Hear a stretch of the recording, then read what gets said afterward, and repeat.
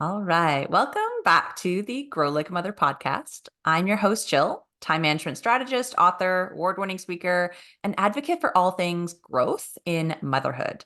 If you are listening to this conversation today, just a quick reminder that you can actually hop over to YouTube too and check out the conversation that I'm having with Laura live and in action. So today, I'm really thrilled to introduce Laura. She is a magna cum laude graduate from the University of Tulsa with a degree in speech language pathology. And earlier in her career at the Literacy Center in California, Laura discovered that her own struggles with reading and learning. Ultimately, she got this dyslexia diagnosis as an adult. And this kind of pivoted her career for her. It fueled her passion for helping other neurodivergent students succeed and led her to earn an educational therapy degree from UCSC. So Laura opened up her own practice, extended her services to stroke and TBI patients, and she trains teachers in effective reading methods. This all hits home for me, just as an FYI, because I'm also dyslexic and I've got a neurodivergent son. So right on the money. This is going to be such a cool conversation. Um, I'll tell you a little bit more about Laura, and then I'm going to have her hop into this conversation. So in 2020, Laura founded the Learning Beyond Letters company, which is dedicated to supporting neurodiverse students and families. And after navigating the challenges of running an online business during the pandemic, which many of us can relate to, she actually received another diagnosis in adulthood, the ADHD diagnosis, which completely transformed her understanding of her own brain. And so now Laura offers virtual classes for ADHD and other neurodivergent adults, emphasizing the radical brain acceptance and empowering her clients to take control of their routines and really build their confidence. So that's kind of what we're getting into today. Welcome to the show, Laura. Thank you. Thank you so much for that intro. When I hear it together like that, it's like, wow, that was a lot. My life has been crazy. Right. Yeah, it's so fun to have that reflected back to us, isn't it? Mhm. Yeah. Yeah. Yeah, it's been a wild ride just since the pandemic. I think that's the most, self-aware that I think a lot of us have been through in the last 4 years. hmm Yeah, Mhm. it's so true. And the way that we work was really impacted, obviously, with this sort of all digital all the time Oh, environment that we found yeah. ourselves in.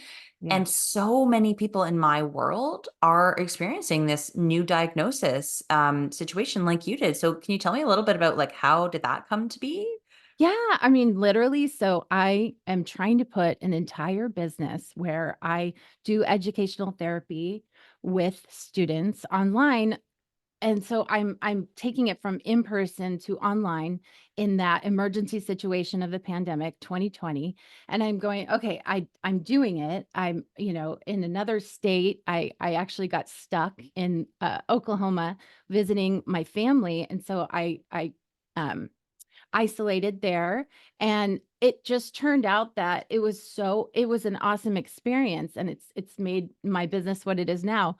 But in the throes of it, I'm going, okay, all of my trip tips and tricks and managements are gone. I don't have my uh office manager. I don't have any body doubling at work. I don't have my teammates. I don't have anybody with me. And so as I'm, doing everything on my own and setting schedules and just going through my day alone and trying to stay motivated and do all those things, but by myself, it got really, really hard. And so I started writing out like, okay, all of these things I'm seeing in myself that I probably had just integrated ways to deal with before. And I'm listing them out, and after about a year of that, I was like, "Okay, this is really hard." And so I literally just marched into my doctor's office, and I was like, here's a list of all the things that of why I think I probably have ADHD." And the TikToks and the videos that became readily available, I think everyone was sort of going through the same thing, but there are women all of a sudden able to talk to other women and make these videos, so that we all sort of came to this at the same time, and all of a sudden you have that community online and that reach that you didn't have before. And it was just so cool to be like, okay, this makes so much sense. Because you mentioned, so ADHD and dyslexia have a 50% comorbidity. So it makes total sense. I knew I had dyslexia, but it's like, oh my gosh, I also have this other thing, and it helps me so much. But there was definitely a time of like acceptance, and Oh, of yeah. that brain that's something else is going on here. So after the acceptance part, is that what do I do about it?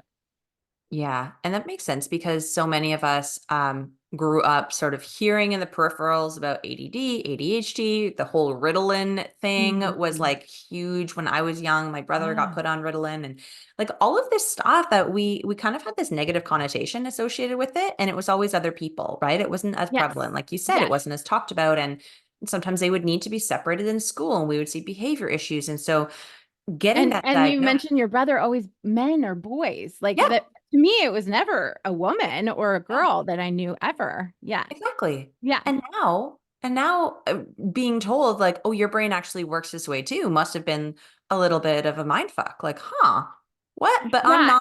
I'm not a boy. I'm not, my behavior's not out of whack. Like I don't need to, I don't feel like I need to be medicated. Like, what does this mean for me? Yeah. Right? I mean, and I have been working with students with this brain diagnosis for years. Yeah. Yeah. And every once in a while, I'd get a little girl that had the inattentive type. And, she was maybe called a daydreamer, or it's like, okay, well, let's try to bring her back to earth and help her with these things. But it was very rare.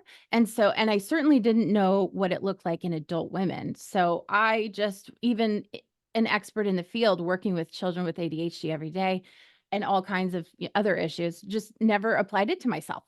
Right. Yeah, I'd be Yeah. so curious to know, and maybe you have these stats or maybe not, but just popping up now in my head to say out loud that I'd be so curious to know what the numbers are in terms of like how many Yeah. people really do have ADHD or a neurodivergent brain, or like those numbers must be changing all the time. They are, and they're going up and up and up, especially in late diagnosed women. There are a lot of us in our 30s and 40s that are going, wait a minute, Yeah. we are also struggling in this way, and we need to be helped. And I think that it's increasing exponentially, actually. Yeah. The thing that I love is that there are people like you who are out there doing the work to help either newly diagnosed adults or kids struggling through this because it's not something that's like um, that it's not a complete roadblock in the way that I think we used to think about it. There are Right, tools, right. there are things. And actually, you mentioned body doubling earlier, and I wonder if you could just break that down for people who either missed it or don't know what that means. Oh my gosh. So my sister's my favorite one, but I used to do this and not know why I was doing it.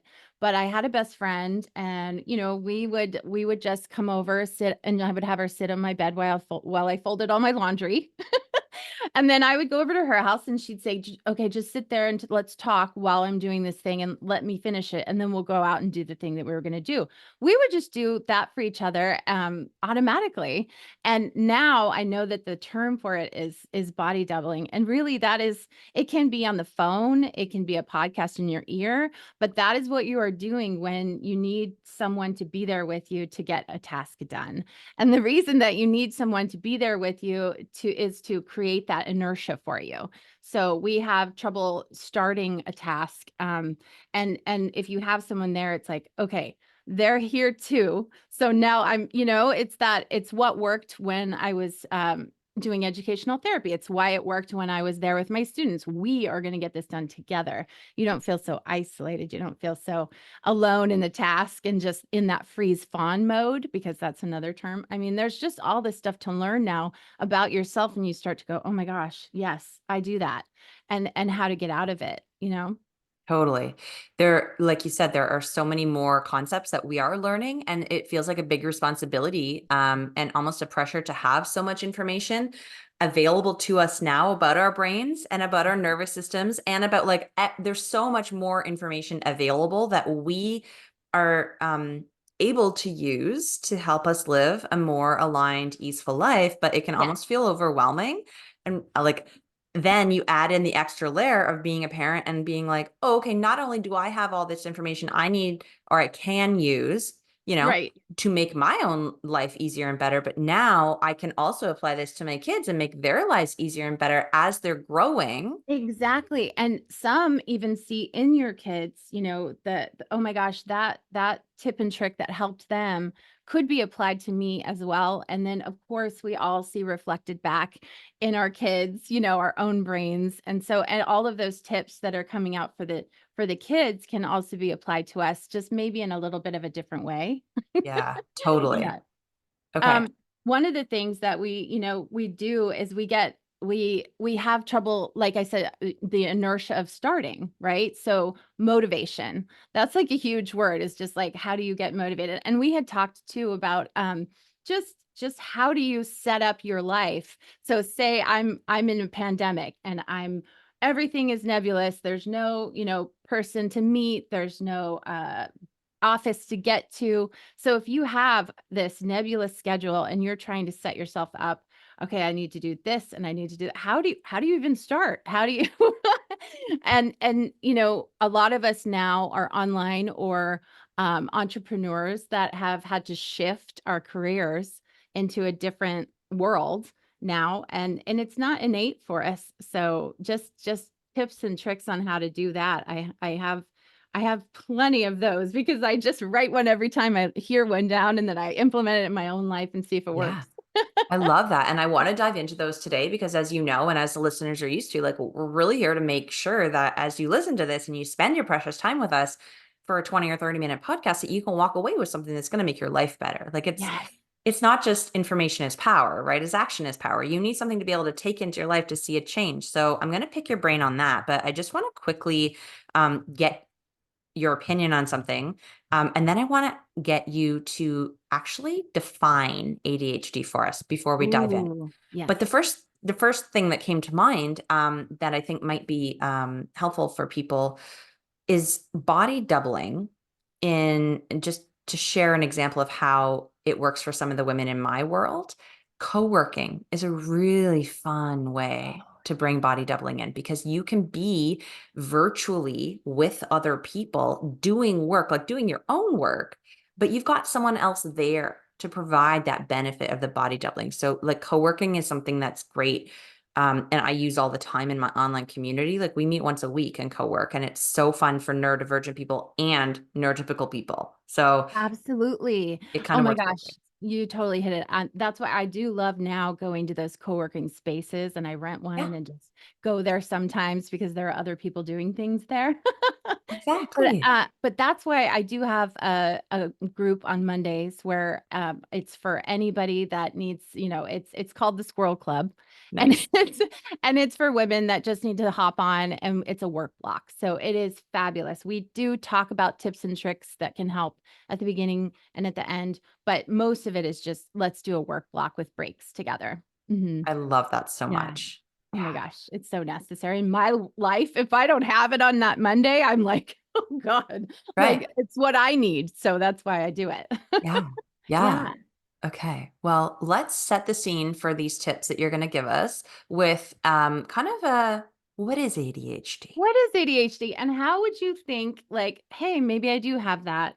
I mean, I think for me, it's so different than what it is defined in boys and men. So that hyperactivity sometimes can be there, sometimes cannot. There are 3 subsections. So attention, hyperactive, it's not a disorder though. I don't really like the actual ADHD letters and what they stand for.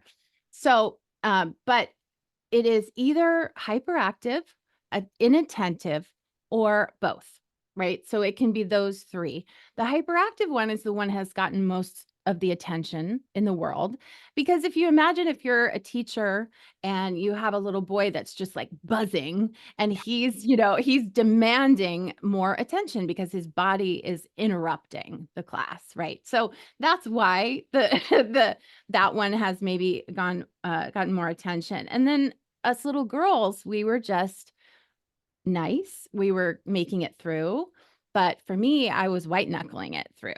So that's unfortunate because of remaining, sweet and quiet, we didn't get the attention or to our brains and how they function and how we might have been struggling But yeah, those three types are the DSM definition of ADHD. Right. So I wonder in women, is it more or what is the difference between just ADD and Yes. ADHD? So now they actually don't use ADD. That's Okay. the consensus is that it is ADHD with those three subtypes. Thank you. Yeah. That's very helpful. Okay. Yes. Cool. I know, because a lot of people do still say that, and it's like, yes, that means without the hyperactivity, but they changed that, and it's all very confusing because it's like they keep going back and forth. But it's As we learn, ADHD, right? right, right. But it's ADHD, and you can either be 1, 2, or 3, and it's, Okay. hyperactive, inattentive, or a combined type, which is Or both. both. Okay. Mhm. They're kind of doing the same thing with ASD with autism Yes. spectrum right now, Yes. which is what my I have a kid diagnosed on the spectrum. And so it's very Ah. interesting to see as things change and shift, right? But Yes, the exactly. I diagnosis. know, and my sister's on the spectrum too, so, like, that's another thing that's close to my heart. Mhm. Totally. Well, let's get some tools to the moms who Yeah. are listening because, I mean, honestly, just in the past few months and maybe up to a year, I've had some people who are super close to me being diagnosed with ADHD and autism, and they're women and they are in their 40s and 30s Mm. and 50s. And it's like, okay, we need the tools. We Is need the this tools. real? Yeah. So, and the first thing is just to identify the shame.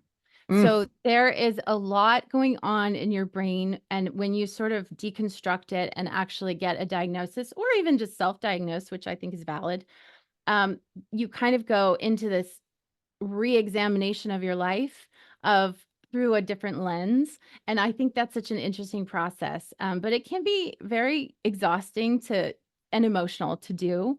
So then when you move forward from that, it's about shame and how do I get rid of the shame and implement my tools.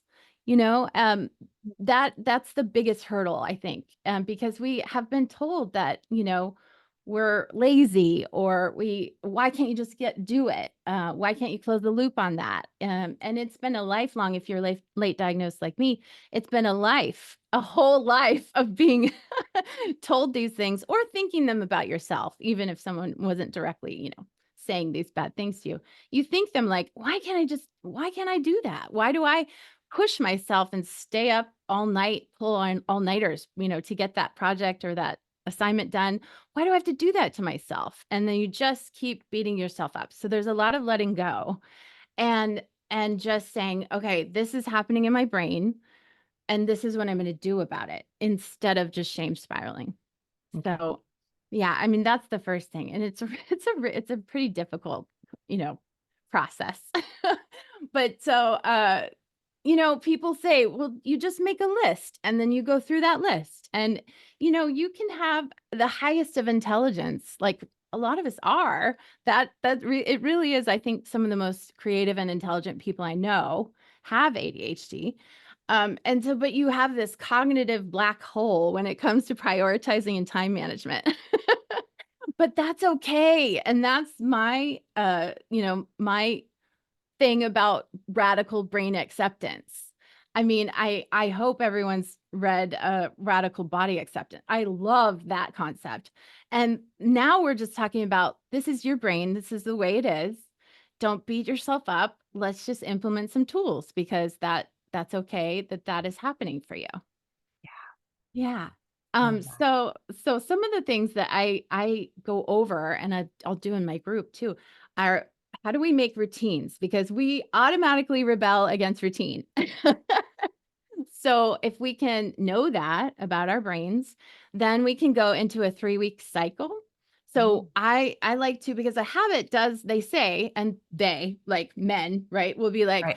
do 90 hard or 21 days to a habit. It's like, that's different for us. Yes, you want to have routines because routines help in consistency in life.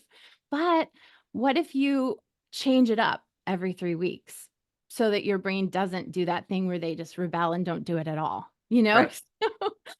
So those kinds of just ideas theoretically really help with just knowing yourself, knowing you're going to get bored with it. It's going to change. You're going to have to change it in order to keep doing that. And I'm even thinking about something like taking your vitamins. I mean, that's a really hard thing to do sometimes. Some days I don't get it done. But how do you keep taking something every day, doing something every day?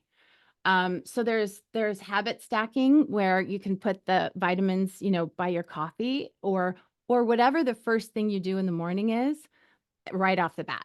So for me, I go into the coffee, and right by the coffee maker is all of my vitamins, which are healthy for my brain. And if I don't take them, really affect how I function, right? So it's like this circle of like, if I don't take the vitamins, I'm not going to do well in my day and my week. And so that's really important. But I have found that for others, like my sister who is on the spectrum, but really, really does well with those pill organizers. She'll just do Yes. it once a month, put them all in. For me, I found I have to actually do the pills and put them in a little container every day while the coffee is going. So while the coffee is going, I do it. I almost like have to gamify it. Yeah, I've heard that. I had a client once who was an entrepreneur. She was doing a lot of things and she was ADHD. And she's like, I need to gamify Yeah, everything. She said yeah, it. you do. Yeah. And Yeah. just doing that too, like, that's all right. How do I do that? So, I mean, that way too. The other thing that I just as a practical tip for daily routine, oh my gosh, when I started doing this, it's so helpful. I have 2 baskets. One has morning routine stuff, the other has evening routine stuff. You pull out whichever basket and you go through each of the things. Sometimes you have to buy 2 things, what if Mhm. you wash your face, you have to buy 2 and put it, but there's a morning and an evening one. And that is huge for me because I won't procedurally get through all of the things I need to do in my nighttime and morning routine if I have to like search for them all over the bathroom. I just need them in one place. I need to grab that basket and then do everything in the basket. Right. Like So, almost putting like it's a physical container, but it's also like containing all the things in one place so that you can just go yes. one place to get it. Yes, exactly, Love exactly. that. That's a huge help for me. Yeah, and then, when we talk about sleep, that's always a huge problem for anyone, women in general, but for moms. And so, one thing that I do for sleep is when you're, at night on the couch, you can put one of those timers on your lamp, and the lamp goes off Mm. automatically at a certain time. So that's a visual reminder to just be like, oh, because otherwise time is so nebulous, especially if you have dyslexia and ADHD, that the time blindness is real. So just having a visual reminder, it's not a buzzer, it's not an alarm. I mean, I don't really like those noises. So having just a lamp go shut down. It's time to shut down. And then at least you can start or you can take the cue but it kind of makes you move because you're like, I can't see anymore. So you go to the bedroom or maybe start your routine. So I love that one. But and then when we're talking about organizing your day, organizing your week and calendar stuff, I don't know if you want to dive into that, but that's Definitely. the main that's the main hard part as an entrepreneur or as someone who has a nebulous schedule that you just have to design your own. And that's awesome freedom, but it's also a lot. It's a lot to do, a lot to put on someone not to have your schedule done for you. Yeah, definitely. And it's almost like you have too much space and you don't Yes. know how, right? Like I've heard that. And so how do we Pri organize that when it Yes, feels just yeah.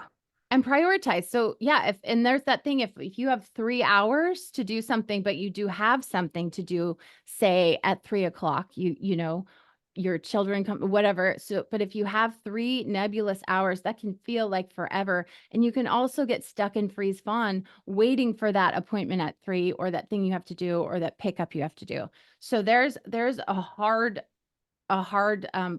blocks of time to fill. So what we do on our Monday group is to brain dump at the beginning of the week, just write everything out that's in your brain out down. We started out, we've consensually kind of said, you know what works best is a personal list and a professional list. Mm. I used to Yeah, put I it like all on that. one list and recommend putting it all and then highlighting and switching it and making 2 lists out of that if you needed to. But I'm on the other side now. I really have 2 notebooks. One is personal and one is professional, and it really seems to work better for me. So, we brain dump. I always have my 2 notebooks out, one personal, one professional, and just write everything that is up there because it's all storing and ruminating, and if you can get it out, that's the best idea. Yeah, I love a good brain dump. And I do Yeah. the same thing with a lot of my clients is like instead of just 2 big lists, we'll even break it down to like the different pillars within your professional role. Like for me, it's like the podcast, the book, the coaching. Yes. And then I have a Yes. little to-do list for each of those. So it gets even smaller. Yes, and under that and that's fabulous, exactly. Because 'cause you're like, "I have all these hats that I wear," because Yes. you're so creative and you're doing a lot of things, but that can get overwhelming, and then the thing is when you get all of that written down, you stare at it and it is overwhelming. Right. So then how do you deal with the sorting that has to come right after that? Sorting and prioritizing right after that, because it does look so overwhelming. You're like, "Oh my god, how would I ever get all of that done in the week?" So, time blocking, I always ask the women in my group whether they are a digital or a paper person. It's totally fine to do either one, paper calendar, digital calendar. Either one, you want to do color blocks of, like you said, if you have podcast in green, you want to, do the task and know where to go for that list. But you could just color block in green in your digital calendar. And that way, you know that you're going to work on it for that amount of time. Hmm. But to have a list, people will say time block, just, oh, carve out an hour to work on the podcast. For us, if we went to that green, block and said work on the podcast, we might get so creative and get an idea and like go down this rabbit hole that is not a priority. So you have to have a list of prioritized things that you need to get done during that green block, Hmm. or right, or you're just gonna sort of do something that doesn't really matter right then, which is fine, but, that makes life hard sometimes.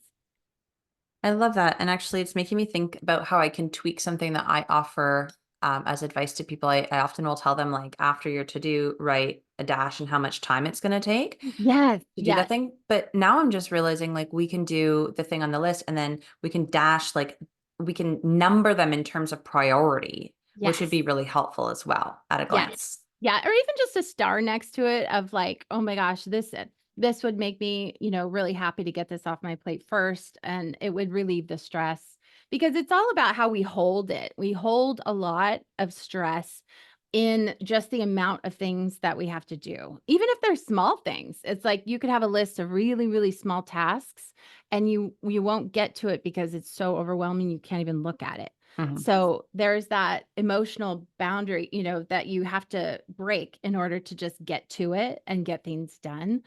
But anybody that you can call in to body double in any way for those nebulous times, I say is a really good thing to do, man. It is difficult to get those things done. I struggle with those big chunks of time that I have carved out on purpose to work on things.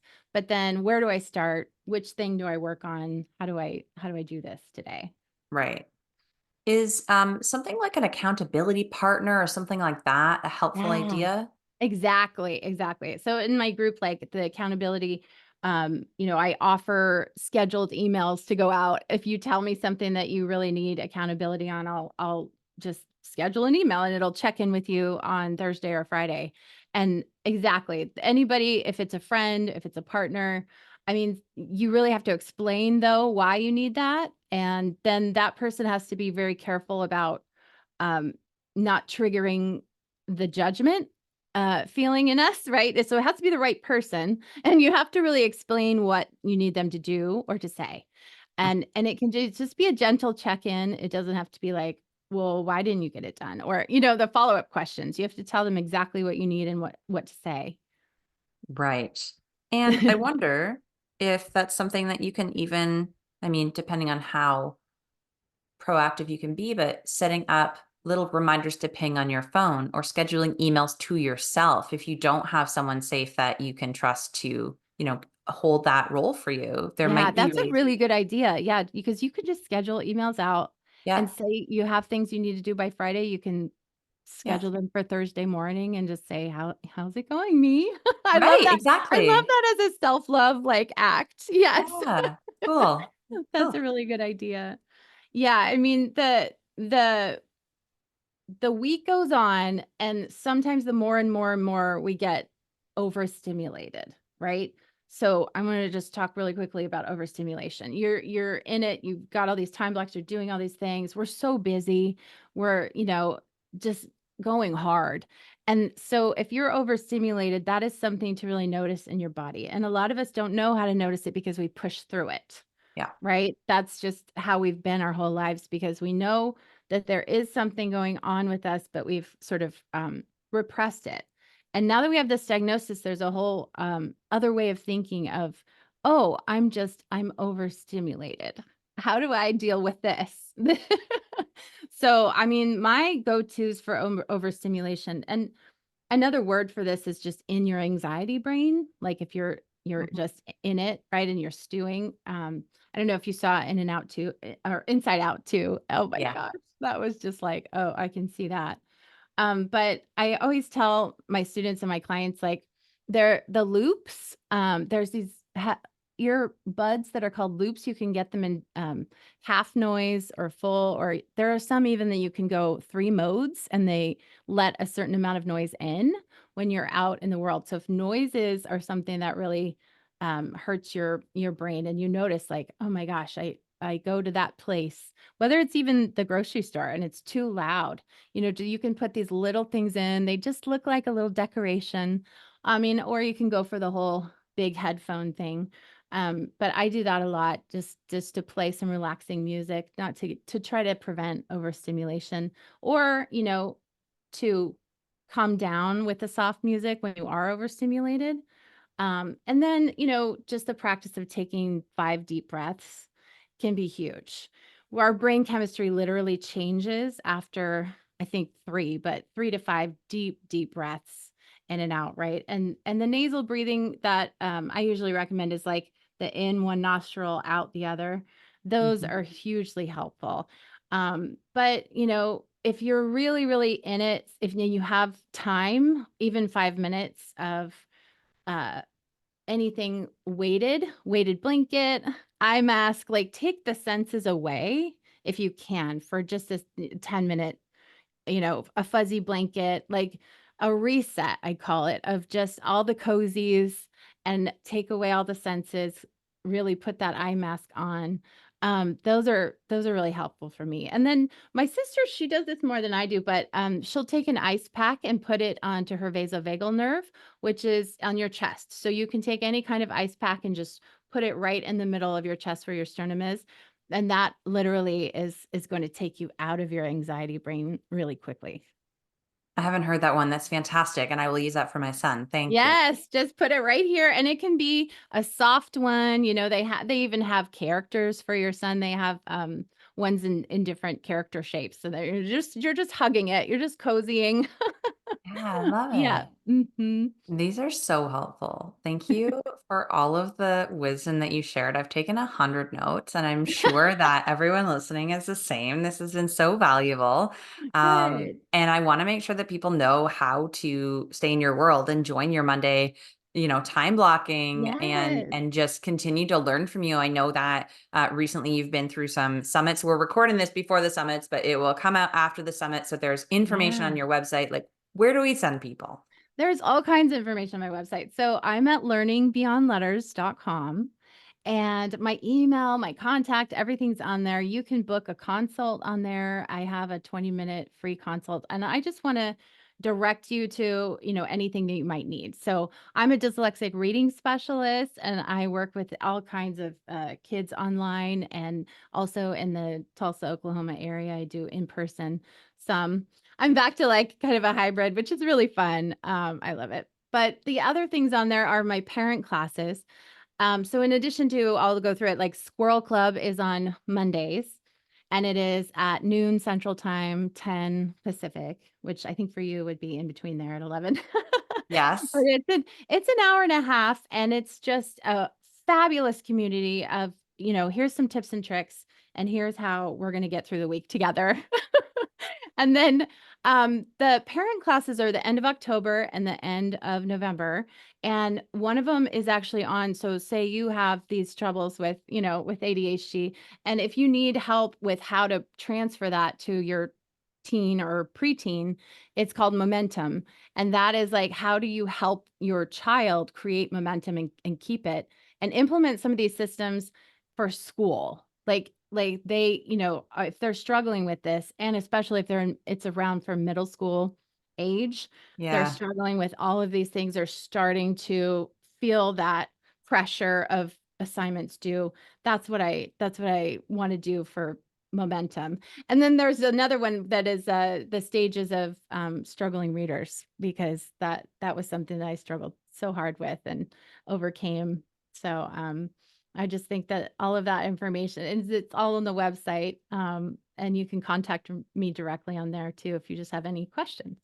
Yeah, beautiful. And I would encourage, if you're listening, to reach out to Laura on Instagram or LinkedIn or wherever, and Yeah, it's all the things. I got all the things. yeah, let her know that you heard about her here, and let her know what really landed, what tip you're going to take. Like, as a as a coach and as an educator and as someone who is out there in the world helping through service, we love to know what lands. And so hearing from you Absolutely. guys is incredible. So be sure to reach out and go and follow her. And yeah, I'm so grateful for your time today. Thank you so Me much for too. being. Thank you. Thank you so much. That was so amazing. I'm just always happy to talk to anybody. And it sounds like we have so much in common and we've had this experience. Yes, Yeah. absolutely. Yeah. And I bet we're not alone. I bet you No, there are other women out there too I saying, know yeah, it's so thank you. true. There's so many of us now. And we just need to find each other. That's all.